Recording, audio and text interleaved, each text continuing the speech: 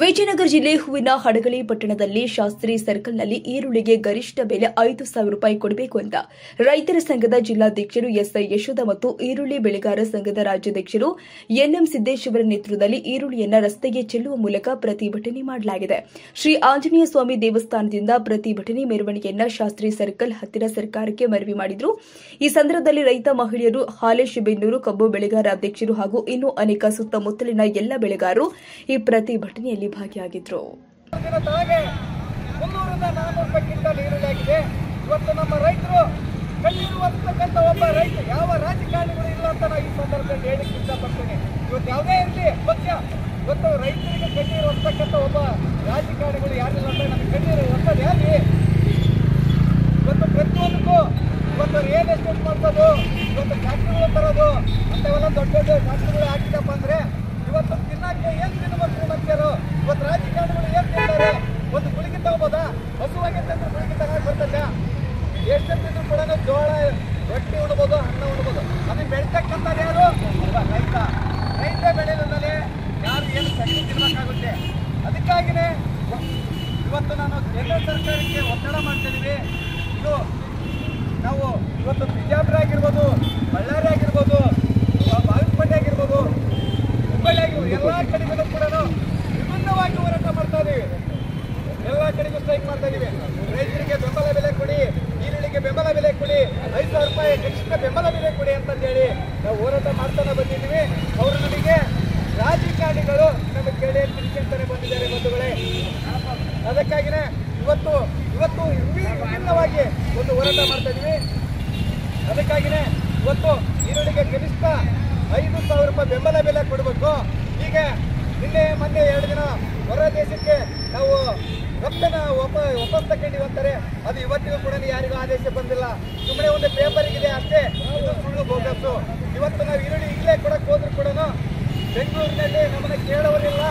ಈರುಳ್ಳಿ 400 ರೂಪಾಯಿಗೆ ಈರುಳ್ಳಿ ಒಯ್ದ್ರೆ ಕೇವಲ 5,000 ರೂಪಾಯಿ ತಗೊಂಡ್ಬಂದಿದ್ದಾರೆ. ಇಂಥ ಪರಿಸ್ಥಿತಿಯಲ್ಲಿ ಇದು ಯಾವುದೇ ಒಂದು ರಾಜಕೀಯ ದುರುದ್ದೇಶವಾಗಲಿ ಯಾವುದಿಲ್ಲ. ಇದು ಒಬ್ಬ ರೈತರ ಹೋರಾಟದ ಮಾತ್ರ.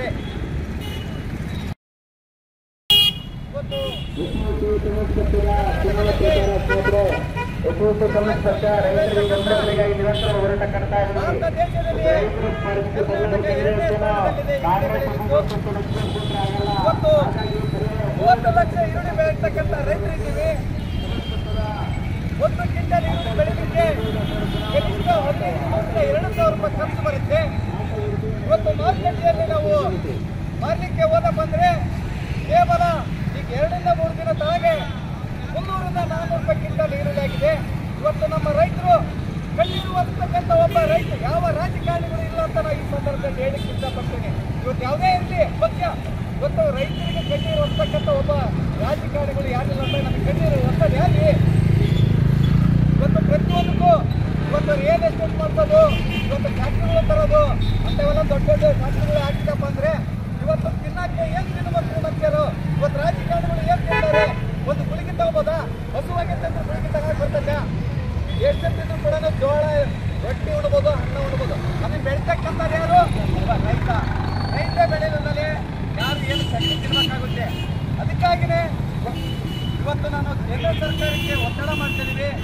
ಇದು ನಾವು ಇವತ್ತು ಬಿಜಾಪುರ ಆಗಿರ್ಬೋದು, ಬಳ್ಳಾರಿ ಆಗಿರ್ಬೋದು, ಬಾಗಲಕೋಟೆ ಆಗಿರ್ಬೋದು, ಹುಬ್ಬಳ್ಳಿ ಆಗಿರ್ಬೋದು, ಎಲ್ಲ ಕಡೆಗೂ ಕೂಡ ವಿಭಿನ್ನವಾಗಿ ಹೋರಾಟ ಮಾಡ್ತಾ ಇದ್ದೀವಿ. ಎಲ್ಲ ಕಡೆಗೂ ಸ್ಟ್ರೈಕ್ ಮಾಡ್ತಾ ಇದ್ದೀವಿ. ರೈತರಿಗೆ ಬೆಂಬಲ ಬೆಲೆ ಕೊಡಿ, ಈರುಳ್ಳಿಗೆ ಬೆಂಬಲ ಬೆಲೆ ಕೊಡಿ, 5,000 ರೂಪಾಯಿ ಕನಿಷ್ಠ ಬೆಂಬಲ ಬೆಲೆ ಕೊಡಿ ಅಂತಂದೇಳಿ ನಾವು ಹೋರಾಟ ಮಾಡ್ತಾನೆ ಬಂದಿದ್ದೀವಿ. ಅವರು ನಮಗೆ ರಾಜಕಾರಣಿಗಳು ನಮಗೆ ಕೇಳಿ ತಿಳ್ಕೊಂತಾನೆ ಬಂದಿದ್ದಾರೆ ಬಂಧುಗಳೇ. ಅದಕ್ಕಾಗಿಯೇ ಇವತ್ತು ವಿಭಿನ್ನವಾಗಿ ಒಂದು ಹೋರಾಟ ಮಾಡ್ತಾ ಇದ್ದೀವಿ. ಅದಕ್ಕಾಗಿಯೇ ಇವತ್ತು ಈರುಳ್ಳಿಗೆ ಕನಿಷ್ಠ 5,000 ರೂಪಾಯಿ ಬೆಂಬಲ ಬೆಲೆ ಕೊಡಬೇಕು. ಹೀಗೆ ನಿನ್ನೆ ಮೊನ್ನೆ 2 ದಿನ ಹೊರ ದೇಶಕ್ಕೆ ನಾವು ರಫ್ತನ್ನ ವಾಪಸ್ ತಗೊಂಡಿವಿ ಅಂತಾರೆ. ಅದು ಇವತ್ತಿಗೂ ಕೂಡ ಯಾರಿಗೂ ಆದೇಶ ಬಂದಿಲ್ಲ. ಸುಮ್ಮನೆ ಒಂದು ಪೇಪರ್ಗಿದೆ ಅಷ್ಟೇ, ಇದು ಸುಳ್ಳು ಬೋಗಸ್ಸು. ಇವತ್ತು ನಾವು ಈರುಳ್ಳಿ ಇಲ್ಲೇ ಕೊಡಕ್ಕೆ ಹೋದ್ರು ಕೂಡ ಬೆಂಗಳೂರಿನಲ್ಲಿ ನಮ್ಮನ್ನ ಕೇಳೋರಿಲ್ಲ.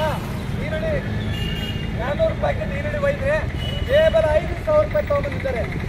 ಇಂಥ ಪರಿಸ್ಥಿತಿಯಲ್ಲಿ ಇದು ಯಾವುದೇ ಒಂದು ರಾಜಕೀಯ ದುರುದ್ದೇಶವಾಗಲಿ ಯಾವುದಿಲ್ಲ. ಇದು ಒಬ್ಬ ರೈತರ